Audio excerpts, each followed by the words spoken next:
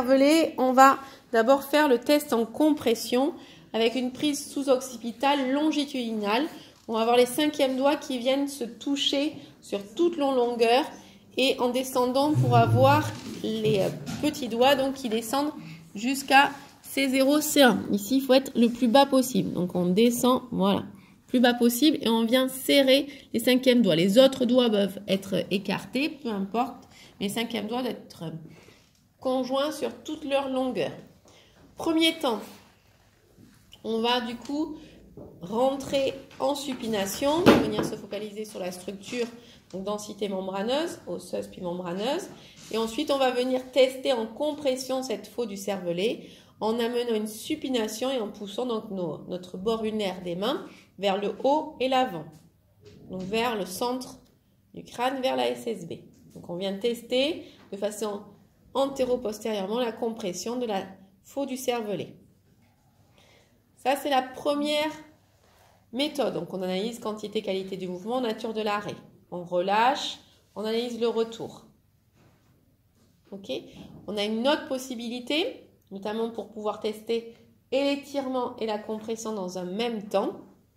C'est en mettant en place la technique des 4 MTR, mais en ne mettant en place que l'étirement, dans les deux cas, de la faute du cerveau et de la tente du cervelet pour réaliser un point fixe au niveau de la poutre de fer et ensuite tester en étirement puis en compression la faute du cervelet. D'accord? Donc on va faire cette technique-là maintenant. Donc, vous relâchez les mains, vous mettez les pouces au niveau des grandes ailes, au niveau des piliers externes, en arrière des piliers externes, du frontal, des hémifrontaux. Les index au niveau des points des apophyses mastoïdes. Et vous venez étaler vos doigts 3, 4, 5 au niveau de l'occiput. Là, on n'a pas besoin de placer les 3, 4, 5 avant puisque on va pas mettre en place l'étirement longitudinal de la durée rachidienne. Donc, premier temps, je vais étirer la faute du cerveau antéro-postérieurement pour venir fixer la poutre de fer dans le sens antéroposte. Donc, j'amène les grandes ailes vers l'avant. Je maintiens.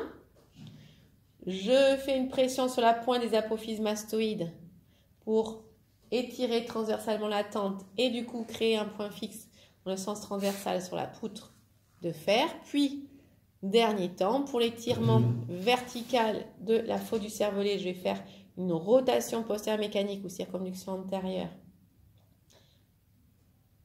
D'inclinaison radiale. On va verser 0, C1. Pour étirer, donc j'analyse quantité, qualité du mouvement, nature de l'arrêt et je laisse revenir. Puis pour tester en compression verticale, je vais ramener en petite inclinaison ulnaire, donc vers lambda, rotation antérieure de l'occiput pour venir tester en compression la faute du cervelet. Et on relâche.